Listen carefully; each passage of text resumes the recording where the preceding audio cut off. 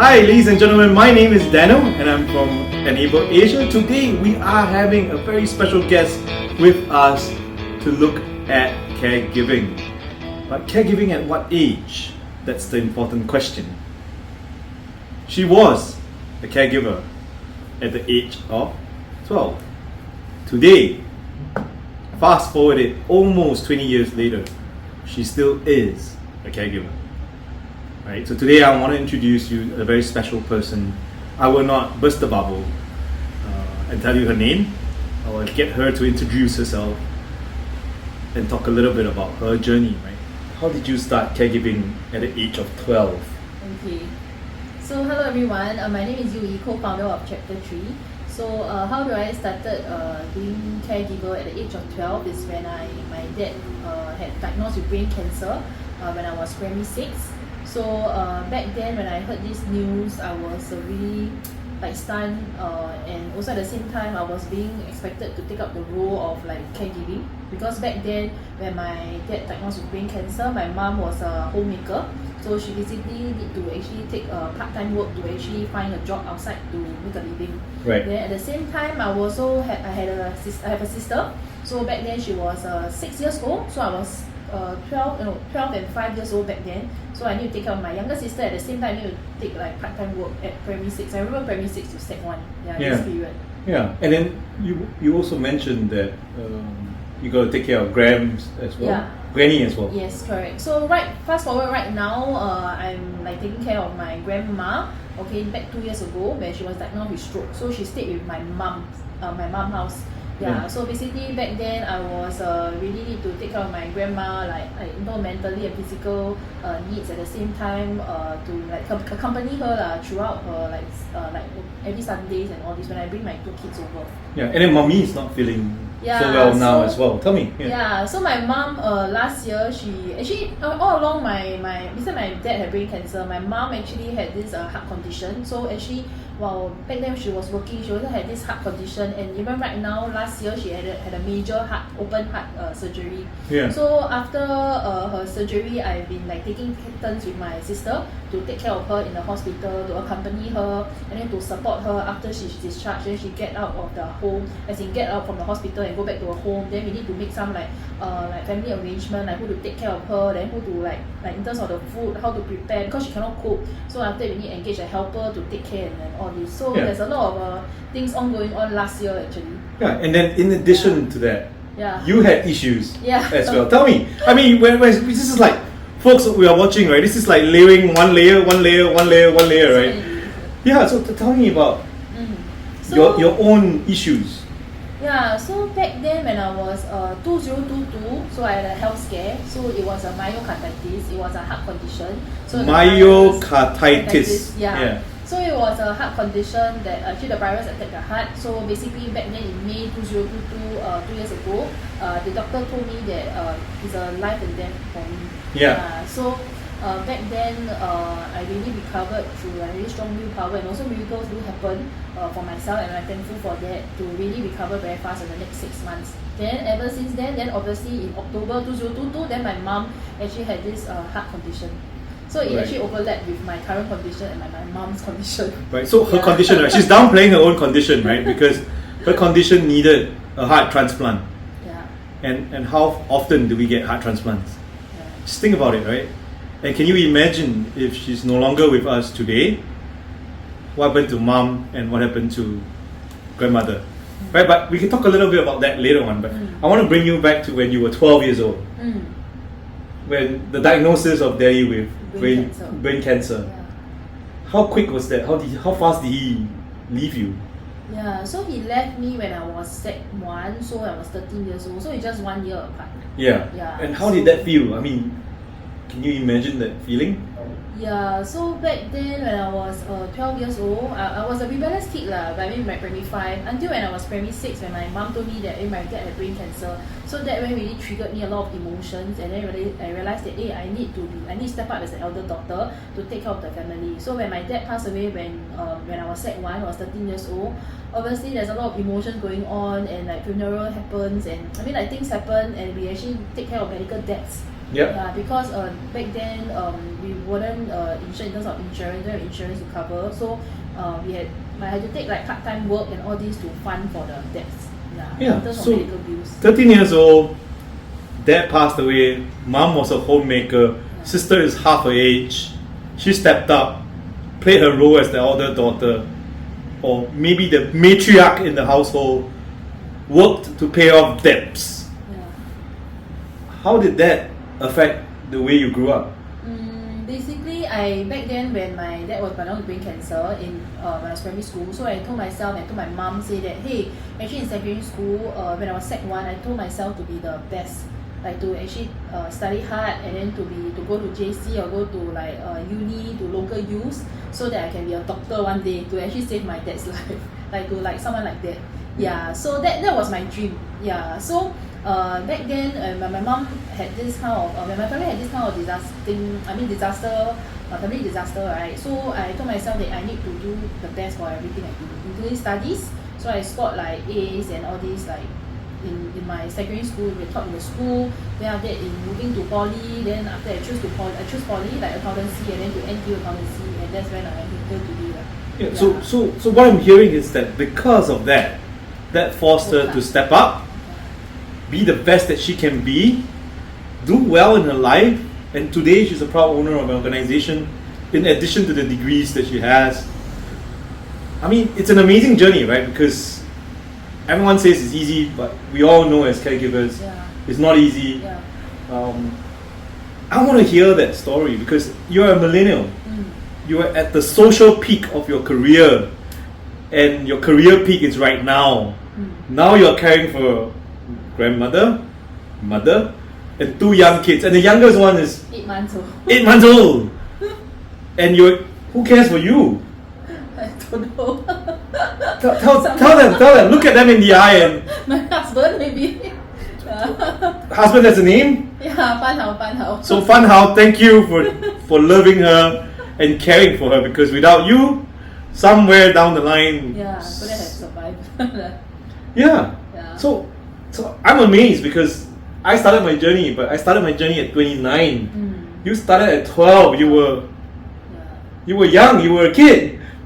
Yeah, I just really wanted to find out what kind of decisions you had to make, or maybe in a blunt way, the sacrifices that you have to do. Tell me a little bit about that. What have you got to sacrifice? I mean, are you close to friends, or are you? Yeah, close to friends. So back then when I was 12 years old, primary school, I didn't talk about secondary school. So Sec 1, Sec 2 when my dad passed away. So back then I had to forego like family, friends. Like last time when I was like secondary school, friends asked you to go for movie, go to like like hang out on the void deck, or maybe to like go to like certain clubs and all this, right? So I told myself, I said, hey, I cannot go. I need to go back and either to take care of my younger sister, or I need to study hard. Right. Basically, I need to study and then to make it to be the top in school, so that I can have a good grades. They basically go to local use and then to earn the living for my mom.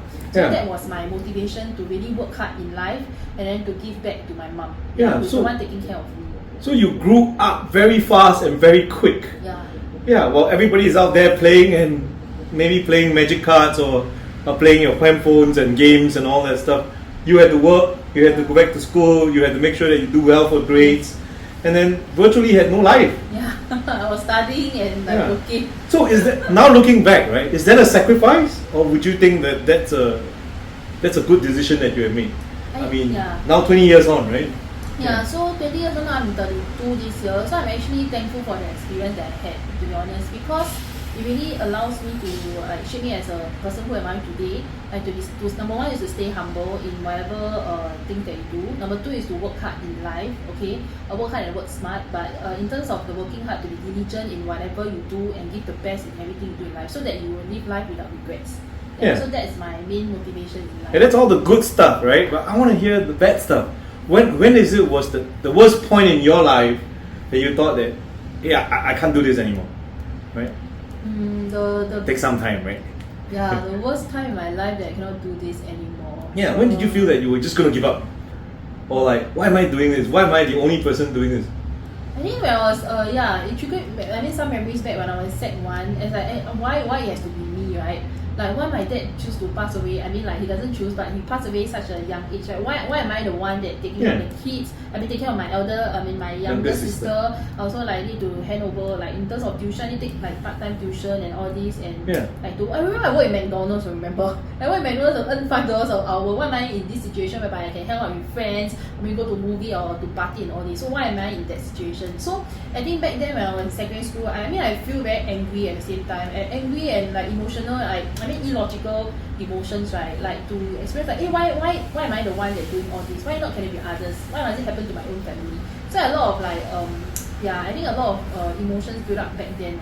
Then how did you release your emotions? Do you blame people? Do you blame the world? Honestly, I blame it. I blame the world. Like, why my dad? But actually, I came to the conclusion that actually. Back then I was Sec 2, I said, things happen for a reason. So actually I matured quite fast. I think when I was Sec 1 and Sec 2, like, actually it has, like maybe God chose me for a reason, or maybe like haven't choose me for a reason for doing that, so that in the future I can impact like other people because of whatever situation that happened to me. So that's when I become a financial advisor to change like family lifestyles, all this. Because I realized that because when Daddy fell ill 16 years ago, we never had financial planning, right? And I think what you do today is being driven by the situation at home. The career now sets its path because you want to help those who go into certain situations without planning, right? And how do you feel now that you're coming back again to become a second time round a caregiver, right? Or maybe you haven't stopped caregiving for the last 20 years. I mean, now you're caring for mommy, grams, and the kids, and even your husband as well. I'm sure one day you care for him. How is it like feeling that, wow, I'm a millennial, I am my career peak, and yet I have so many other things at home? And do you even deny caregiving? As in, do you resonate with the role as a caregiver? Actually, to be honest, I didn't know I'm like caregiving like until like today. Actually, I'm taking multiple roles, which I didn't realize it until today. Like I'm caregiving of my dad last time, my mom, then my grandmom, then after that my 2 kids. But thankful for my husband's support lah. But I think the whole journey, right, it really like changes my perspective in terms of the caregiving part, whereby like I'm someone that being cared for. I mean, I'm someone that cared for others. Someone also cared for me due to my illness in 2022 when I had a health scare. So I think all this thing is actually ongoing, even until like now. Okay. We're gonna wrap this session up pretty soon. But I want you to say something to our millennials out there. Tell them, because they are the same generation, right? I'm a little bit slightly older, but tell them, right? I mean, what would you say to them? I mean, So I think for those who are in the millennials, right, I think main thing is to take care of your health first, because if you cannot take care of yourself, then you need someone to take care of you. I mean, that's the thing, right? So obviously at the same time, you need to take care of your others, like your family members and parents, to show them more concern, like be it just whether is it physical health, their physical health and mental health, to like show more concern on them, like to talk to them, because maybe sometimes the parents might be lonely without you around because they're busy working or maybe busy chasing your dreams, right? At the same time, don't forget those people who really love you, is like your family members. Okay, and I always end this session with something unusual, right? So I'm going to ask you one question, a very simple question. You were younger, you never had time with Daddy, much time, right? So look into the camera, and if you had something to say to Daddy, at least we put it down on film, because we immortalize your words to Daddy, right? What would you say to him? Right? I brought tissue paper, but that's not my intention. But I'll give you that moment to think. And what would you say to Daddy if he was here today? I'm just like I'm very thankful for my dad, even though he was busy working hard back then when I was younger because of my poor family background. I'm very thankful that he actually supported the family in financially, but actually I didn't get to see him like 7 days out of the 7 days because he was busy working 7 days. So I'm very thankful that he actually supported my sister, my mom, and myself. And then at the same time, I'm actually thankful for this whole experience of the caregiving and perspective, and also thankful for him being around, like leaving his last wishes to us to really, like before his deathbed, he told me to like take care of my mom and my sister. Probably that's the reason why I'm actually taking this role of the caregiving role, to take up the responsibility of your elder sister to take care of the whole family. So I think really like my dad, like to you, my dad. I hope that you'll be very proud of me for who am I like now and in future. Yeah. So thank you and I love you. I'm going to give you a hug here, right? I mean, without yeah. Thank you for sharing. Yeah. So thank you for sharing your story. We've called time for this, but of course, stay tuned. Little Red Couch will be back. We always ask inconvenient truths and bring you raw stories. So I'm here, Daniel, signing off. Yeah. Youyi, Bye. bye.